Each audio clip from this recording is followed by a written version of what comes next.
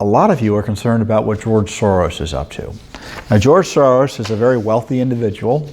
I don't know his net worth, billionaire plus.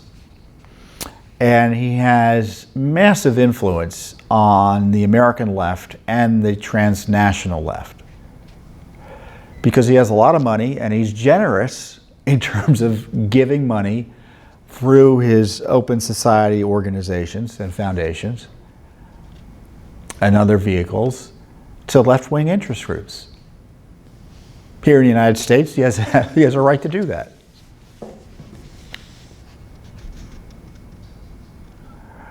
Our concern is that tax dollars are subsidizing this Soros operation, both directly and indirectly. And we've sued repeatedly. Last year we sued over Soros activities as it relates to the State Department and the U.S. Agency for International Development, which is a vehicle for providing grants to foreign organizations in Macedonia. And where else did we sue over? In Albania.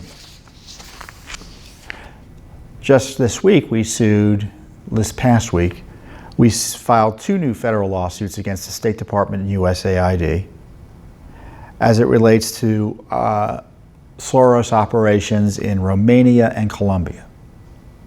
Now, as I said, George Soros is a billionaire.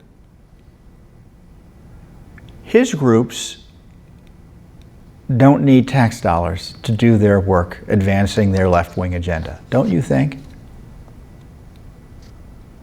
And we're also exposing that USAID and State Department are funding these far-left groups to undermine the non-progressive or non-liberal or non-socialist policies of governments abroad, like in Colombia,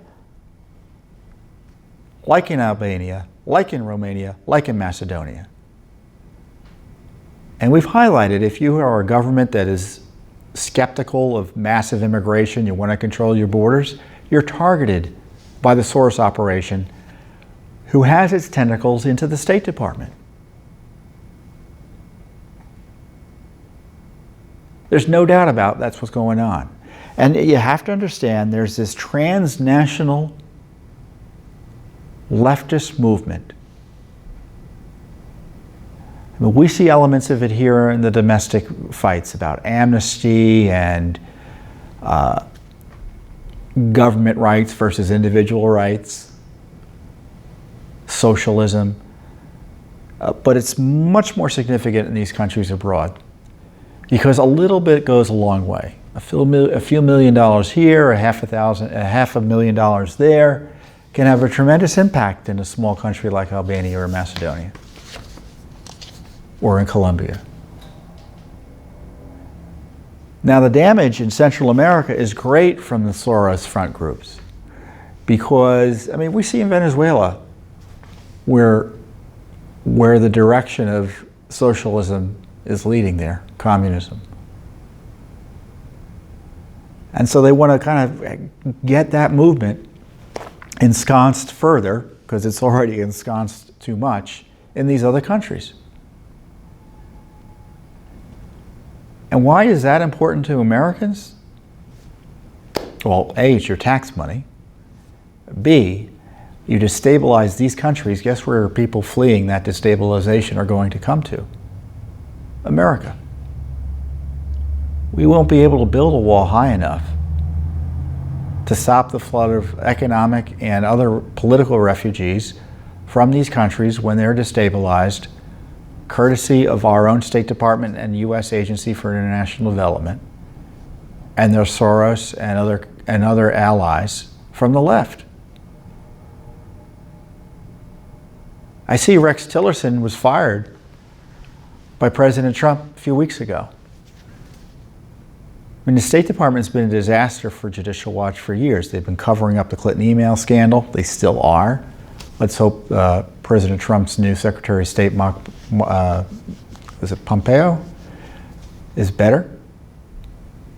And there also continue to be vehicles for funding for the Soros operation. So that's why we've sued over these 4 countries. So now, to their credit, there are some members of the Senate who are concerned about this as well and have been pushing for information. For instance, the Trump nominee for ambassador to Colombia is being held up over this very issue because they're not getting these senators information about what's been going on in Colombia, which, as you know, or may know, has been riffed in the past by the drug trade, by this violent narco-terrorist left-wing group, FARC.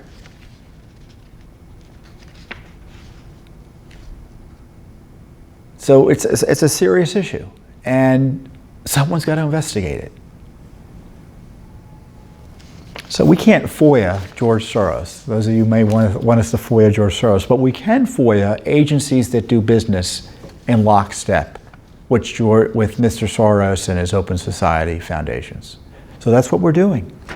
Thinking of an effective way to figure out what the government's up to and expose what I think is something that is of significance to the American people and to the world generally, which is this transnational effort to install left-wing values and policies, however radical and inimical to the U.S. interests in the long term and the interests of everyone else with your tax dollars. So we're pleased to be able to do the work.